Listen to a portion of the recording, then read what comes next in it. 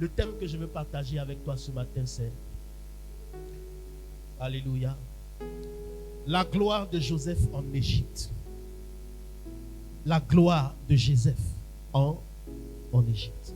Donc, il faut retenir ma gloire en Égypte. On va aller maintenant dans Exode 1, verset 8 à 11. Je vais reprendre juste le verset 8. Il se leva sur l'Égypte un nouveau roi qui n'avait point connu Joseph. Dis avec moi, un nouveau roi qui n'avait point connu Joseph. Alléluia. Si on entre un peu plus dans l'explication, on essaie de comprendre. Ça veut dire que les enfants d'Israël ont connu l'esclavage parce que le nouveau roi qui est venu n'a pas connu l'histoire de Joseph. Ça voudrait aussi dire par extension que les enfants d'Israël ont connu ce qu'ils ont connu parce que après Joseph, il n'y a pas eu quelqu'un d'autre comme Joseph. Parce que le monde ne reconnaît que les compétences. Quelqu'un a dit à juste titre que le monde n'a pas d'amis, mais le monde a des intérêts. Ce que Joseph est devenu, il est devenu parce qu'on a reconnu en lui un esprit supérieur. On a reconnu en lui quelqu'un qui avait un grand sens de la gestion. Mais au-delà de ce grand sens de la gestion, c'était quelqu'un qui avait l'esprit de Dieu. Qui pouvait dire à Pharaon, il va avoir 7 années d'abondance et 7 années de famille. Mais il faut établir un homme qui a la sagesse pour pouvoir gérer ces choses. Mais le nouveau roi qui est venu, n'ayant pas connu, n'est-ce pas, ce que Joseph avait fait pour l'Égypte, a commencé à maltraiter les enfants d'Israël. Alors moi, ma question, c'est la suivante. S'il y avait eu quelqu'un de la même nature que Joseph, est-ce que les enfants d'Israël allaient souffrir? Mais c'est parce qu'après Joseph, il n'y a plus eu un esprit supérieur.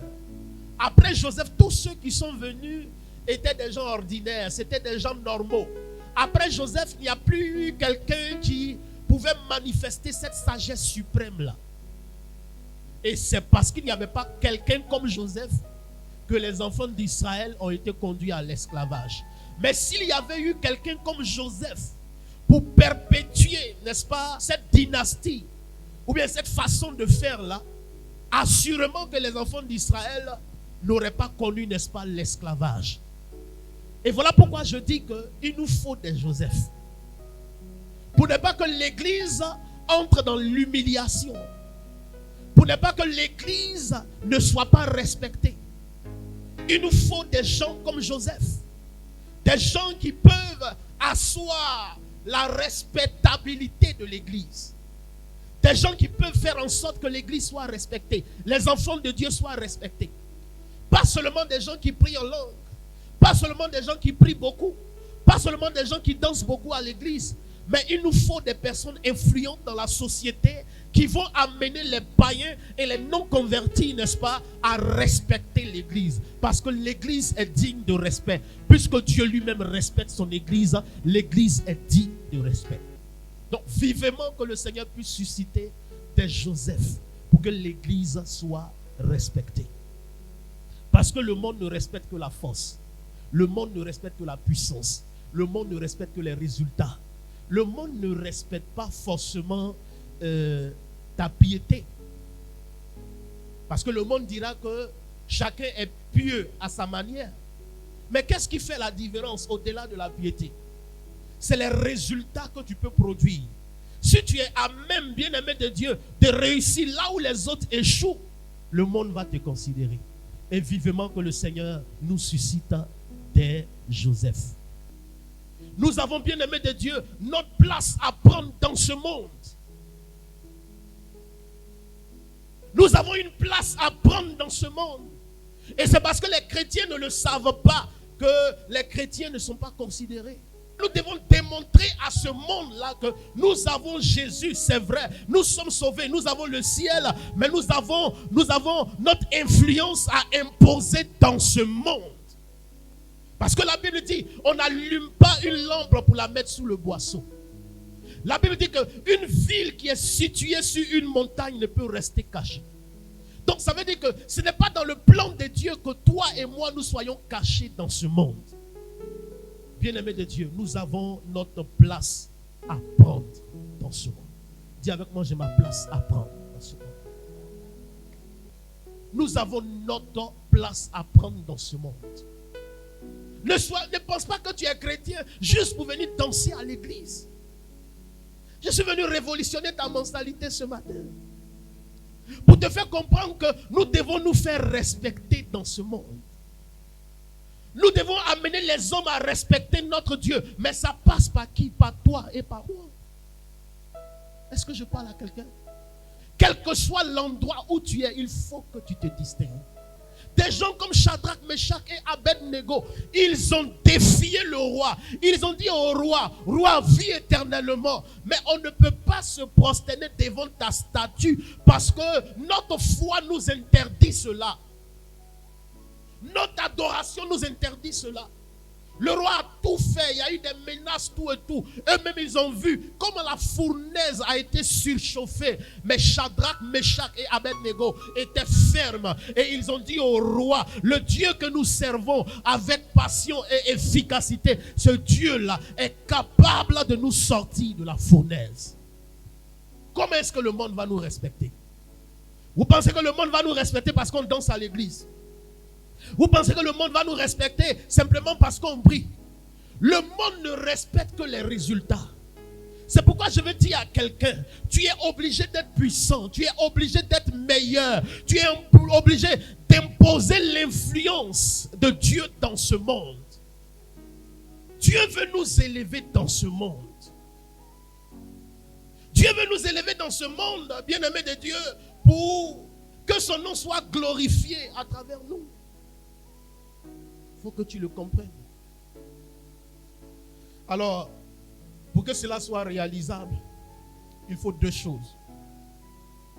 La première chose, bien-aimé de Dieu, tu dois être incontournable dans ton domaine. Tu dois être spécialiste dans ton domaine. Je dis à quelqu'un, tu dois être incontournable dans ton domaine.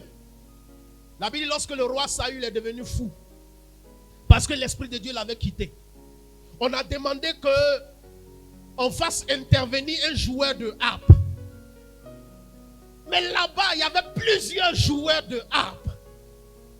Mais celui qui était incontournable dans le domaine, c'était David. La Bible dit, ils ont cherché. Quand on amène un premier, on dit, il joue bien, mais on ne sent pas quelque chose.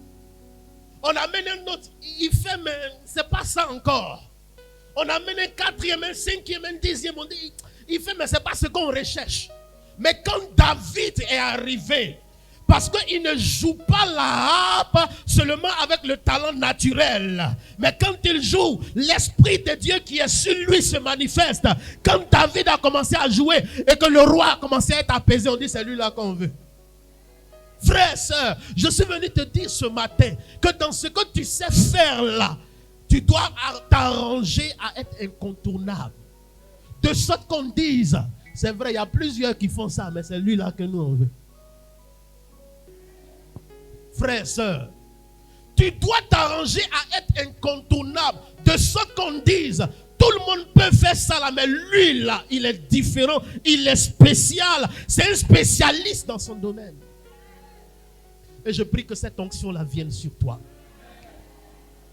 Lorsque cette onction-là va venir sur toi, bien-aimé de Dieu, quand on aura besoin d'une personne avec ton talent, avec tes capacités, avec ce que tu sais faire, on ne va pas choisir quelqu'un d'autre, mais c'est toi qu'on va choisir. Mais pour que cela arrive, tu as besoin de quoi? Travail. Il faut travailler. Il faut te soigner dans ton domaine. Il faut t'appliquer dans ton domaine. Frère, soeur, sois incontournable dans ton domaine. Irremplaçable. La deuxième chose, je veux le dire pendant que tu es debout. Je t'ai dit que tu devais faire deux choses. La première chose, tu sais déjà. La deuxième chose, tu dois oser en aspirant aux grandes choses. Tu dois oser.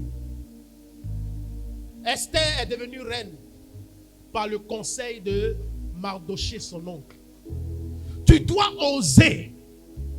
Là où les autres vont, là, ce n'est pas réservé à une élite. Il faut que tu oses. Il faut aspirer à de grandes choses. Tu dois te dire, quelqu'un peut m'employer 10 ans, 15 ans, mais la 16e année, je deviens moi-même mon employeur.